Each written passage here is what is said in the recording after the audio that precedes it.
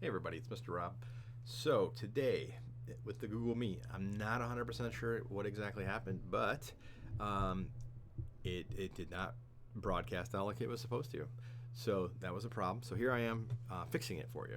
So what I'm going to do is I'm going to cover what it was that we covered in class.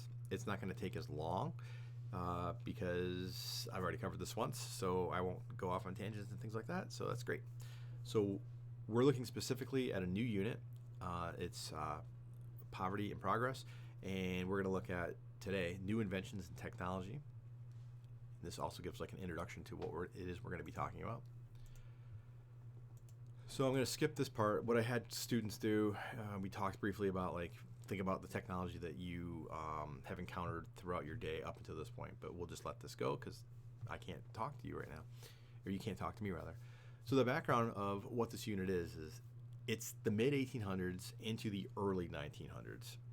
It's after the Civil War. It's after Reconstruction has ended, so it's around 1877.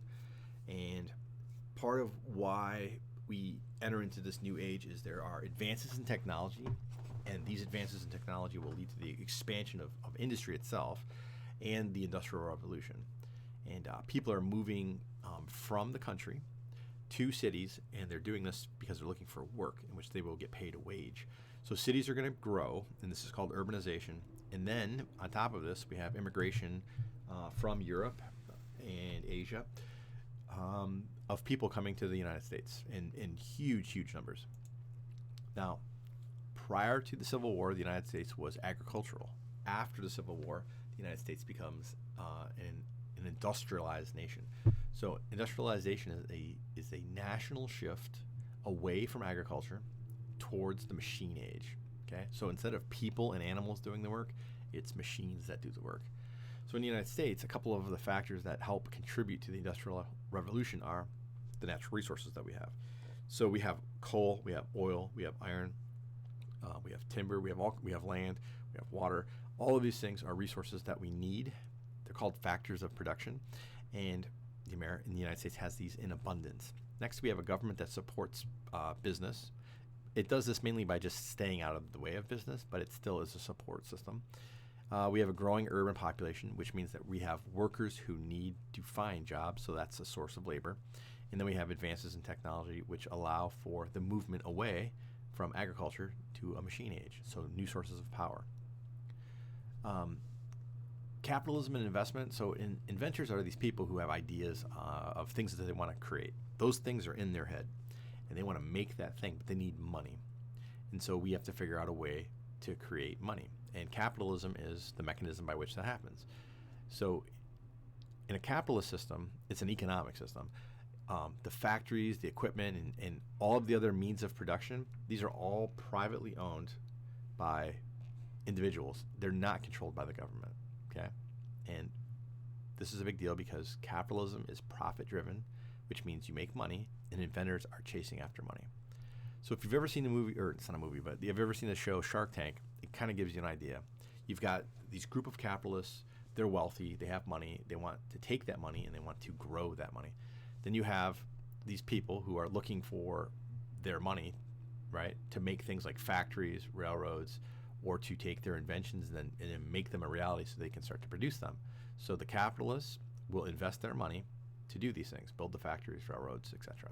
Now the investors, though, what they get in return is they get a portion of the company, like they own part of it. They get to claim a percentage of the profits if there are any.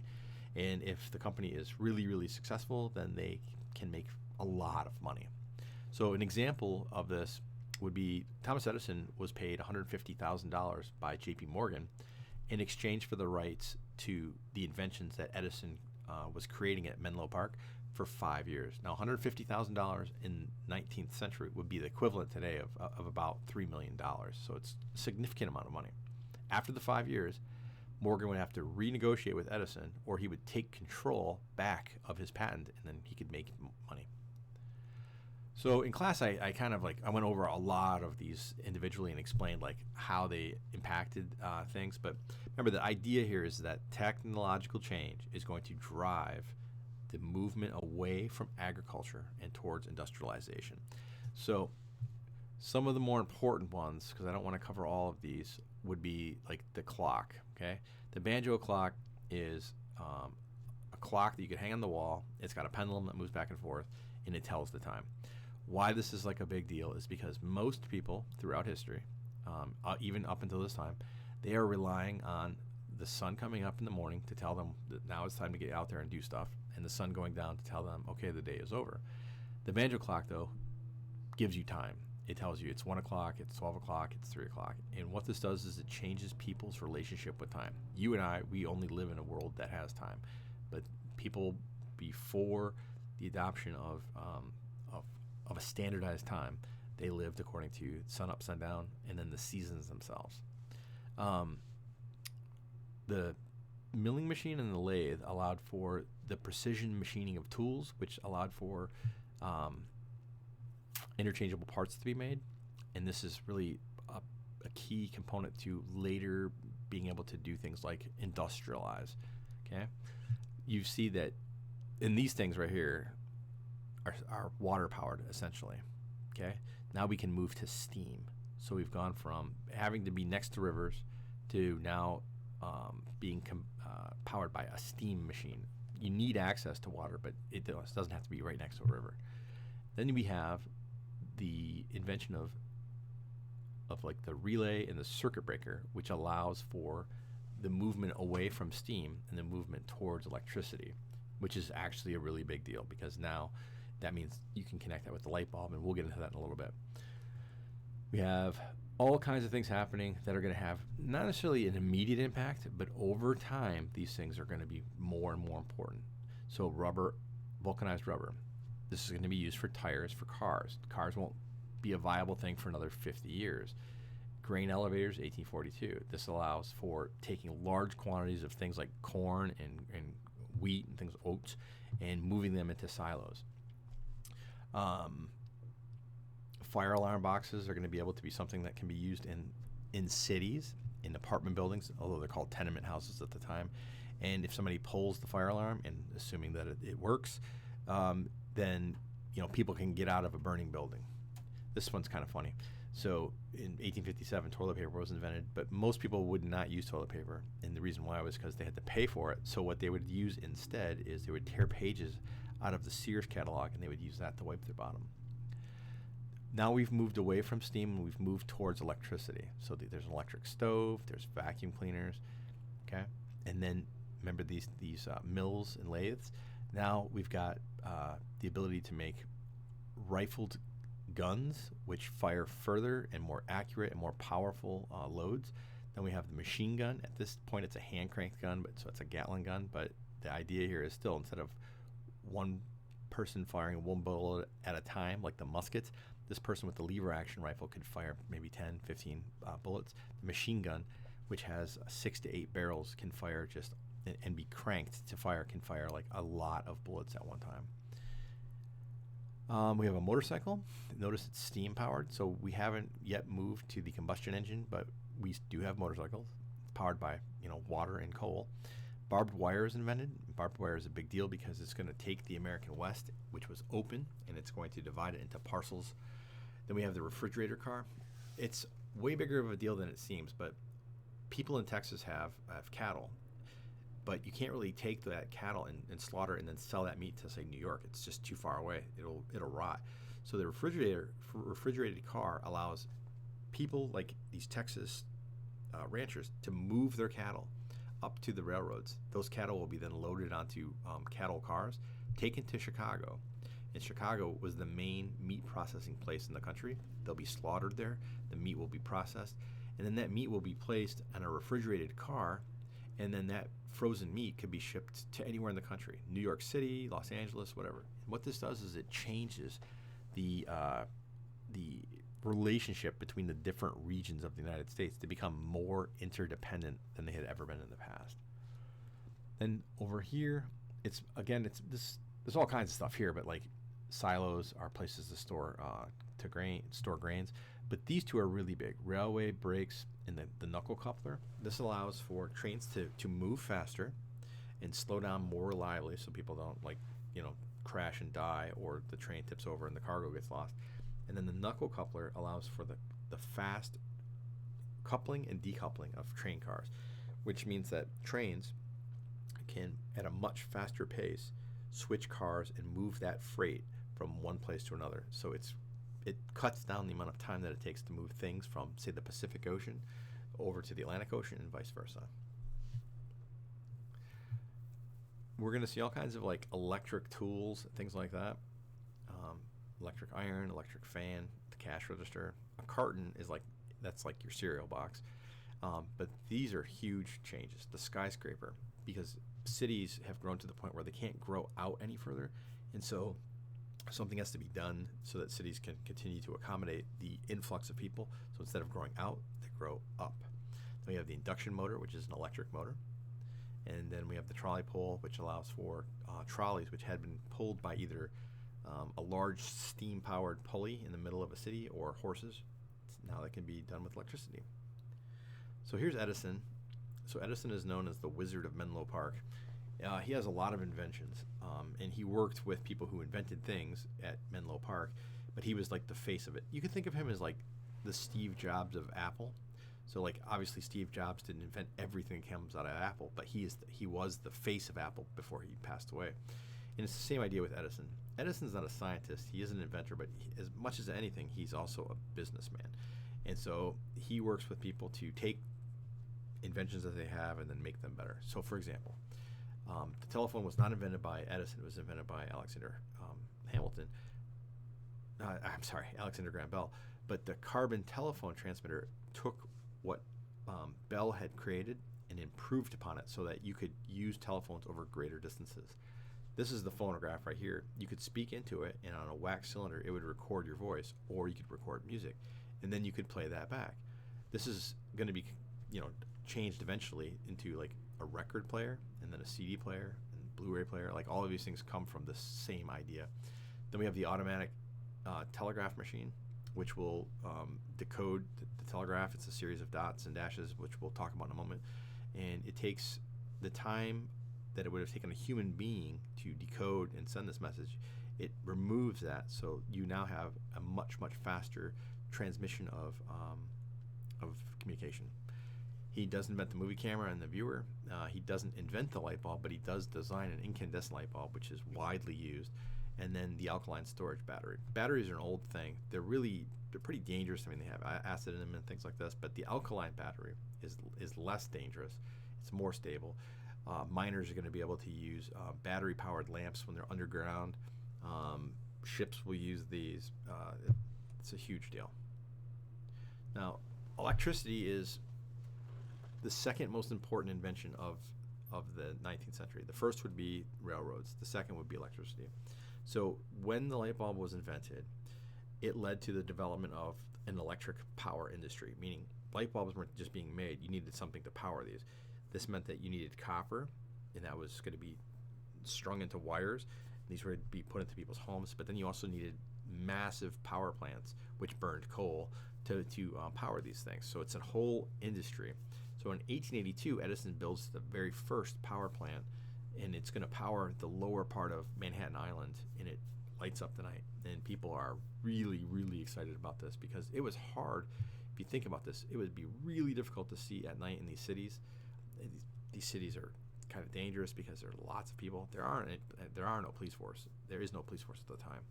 That's going to be something that will develop over time. And because of the success of Edison, other companies will copy his success and also come up with their own power plants to power, like, say, Detroit or Flint or wherever. So by 1891, there's 1,300 power stations throughout the United States, and they're powering 3 million light bulbs. Electricity allows the following things, and this is the real impact of electricity. First is businesses can stay open later. They are no longer going to have to shut down when it gets dark. Factories can now run all night long. So factories used to run for 12 hours, morning to evening. Now they can run 2 separate shifts. This doubles the amount of products that are being created. This doubles the amount of people that are employed too. People could stay up late in their own home. Everybody always had like candles and like you could sit by the fire. But the important thing here is you could have a light bulb which could illuminate your room so that it was as bright as if the sun was out. And then electric appliances will replace coal and gas appliances. That means lighting and heating and cooking. It's a big deal. Coal is nasty stuff. When you burn it, it leaves soot. People get it in their lungs. You get asthma. It's not a pleasant thing. And then gas. Sometimes gas doesn't light, so it floods the room. You could be asleep when this happens, and then the entire family dies from gas inhalation. Terrible thing. It takes a long time for the United States, or really everywhere in the world, but in the United States, because this is U.S. history, it takes a long time for us to get electricity out to the rural areas. It's relatively easy to do it in the cities. You build power plants and you can string, the power cables. But if you're trying to electrify a rural area and you've got 2 homes on a 1-mile stretch of road, that's very, very big an investment for very, very little return. So it's going to take all the way until the 1940s before some areas of the United States gain electricity. That might not seem like a big deal, but look at this. 1891, right? Well, actually 1882, New York has power. And if you are living in 1940 in Tennessee and you're just now receiving power, wow, it's like 50 years later, almost 60. Now, there is a big decision that has to be made right at the beginning of this, and that is, do we go with Nikola Tesla's alternating current, or do we go with Thomas Edison's direct current? Because you're not going to want to do both. So DC is Thomas Edison's. It's expensive to produce. You need large wires to get it from the power plants to the homes, and the home needs to be close to the power station. So you're going to need lots of these power plants. That's why it's expensive. AC, the power plants are bigger, they're cheaper, and they can send the electricity along smaller copper lines and over further distance. So it's less costly. So Edison, knowing that his system is not better, he tries to undermine Tesla. In Westinghouse, that's him. He's going to create the generators by electrocuting animals in front of people to show them the dangers of AC. However, Tesla will hold his own publicity stunts in which he shows himself seated by a big generator of electricity, shooting arcs of electricity across the room, in which he never gets hurt. So in the end, Tesla wins. Samuel Morse, he's the guy who invents the telegraph. This is 1837. He uses electrical signals.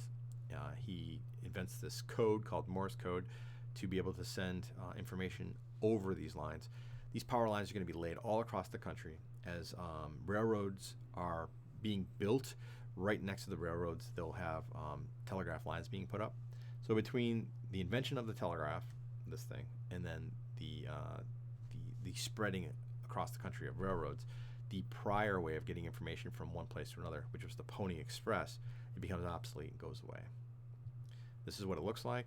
You tie the wires onto either of these posts. When this comes down, it closes, and a message, or not a message, but some electricity goes across from point A here to point B, which is wherever it is. And if it's a quick dot, it's looks like this. And if you want a longer, you would hold down this handle right here. So it would be once down, make contact here really quickly, that's a dot. If you hold it down for longer than that, then it's a dash. And from this at the other end, you could decode a message. So you'd have to do it one letter at a time per word. This takes time. Plus, you need to have focus, and it can't be loud around you.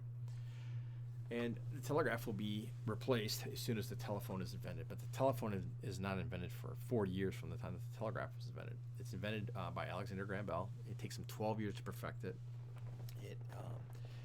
The best working model that he had out of the 12 years happened on March 10th, 1876, when his assistant in the other room, he called over the telephone saying, "Mr. Watson, come here, I want to see you." The following year, 1877, the Bell Telephone Company is created, and the Bell Telephone Company will dominate the telecommunications industry all the way until the 1980s. So that's over a century. You can see telephone adoption. I mean, it just takes off. People really like their phones. So 1876, we got one phone. 93, it's a quarter million. 1920, it's 13 million. This is what a phone would look like. You'd hold this piece up to your ear, you'd talk into this piece, and you would use this crank right here to let the operator know that you wanted them. How would they know? Well, they'd have something similar at their end, and these little bells would ring. And then if the operator needed to call you, these bells would ring, you would pick this up, and you would say hello. Automobiles were also going to be a thing. Automobiles had existed for a while, but they were steam powered, and they were more for like hobbyists. In 1885-86, a German by the name of Carl Friedrich Benz, this is where Mercedes-Benz comes from, he creates the first gas-powered automobile. And then 1893, two American brothers, Charles and Frank Duryea, they invent their own version of the car itself. So this is the Benz. It's called a motor wagon. It's a three-seater. Notice the spoked wheels. There's the motor on the back. That's the brake. This is the steering apparatus. And here's the American version of the Duryea. It's a four-wheel. Notice the wheels. These are vulcanized wheels. That's the steering apparatus. There's the brake. It's got like, this one doesn't have it on it, but they have little lights. And I love it because the first cars are convertibles. Most people don't have cars. Cars don't really get adopted in great numbers until the 1900s, like 1910s, 1920s. Most people still rely on public transport, or they'll get from one place to another, like from town to town, by train or by horse. Charles Goodyear, he is going to experiment with natural rubber. Natural rubber is harvested from trees that grow in like Indonesia, and it's like a sap. And what Goodyear does, is he tries to come up with a chemical process in which you can vulcanize that rubber, meaning you can take it from its like soupy, sappy form, and you can make it into something stable, firm, and more durable. So he patents it, and then he loses his patent rights because he has technical and legal errors. And as a result of that, people essentially just steal his process, and he gets nothing for it. So he will actually be imprisoned because he's poor, and then he will actually die broke. In the United States, the Goodyear Tire Company will form in 1898 and will name itself in his namesake. And then the last thing that we talked about today was the typewriter, and we talked who invented it, and that's Christopher Sholes. This is 1867, and what it does is it makes communication easier. You could always handwrite a note, but this gives uniformity to it, and it makes it kind of look like a newspaper level of print. So like businesses are going to want to adopt this. You're going to want to use this for like legal records because it's easier to read a standardized version of something than like a handwritten part. So the typewriter it's a simplified printing process in which you just have a single machine that does it. You put it in the paper. It's got a ink ribbon right here, and then as you push these keys down, hammers would come up. This is important because it's going to allow women to become secretaries and typists, and this is going to allow them to earn an income, gain a level of independence, and it's not a very big change, but it is going to open up change for women. Now this is where we ended. Then I went on to talk about how if you have not yet got the Reconstruction assignment done, you really need to get that done because that was last week and I need that assignment done. If you need help, let me know, but otherwise, work on that tonight, get it done. As far as notes for this particular assignment, there's not a whole lot because you should know the names of the people and then maybe a invention or two that's associated with them. But that list of inventions up at the beginning up here, I'm not expecting you to memorize any of these, okay? I don't want you to spend time looking at the dates and the inventions.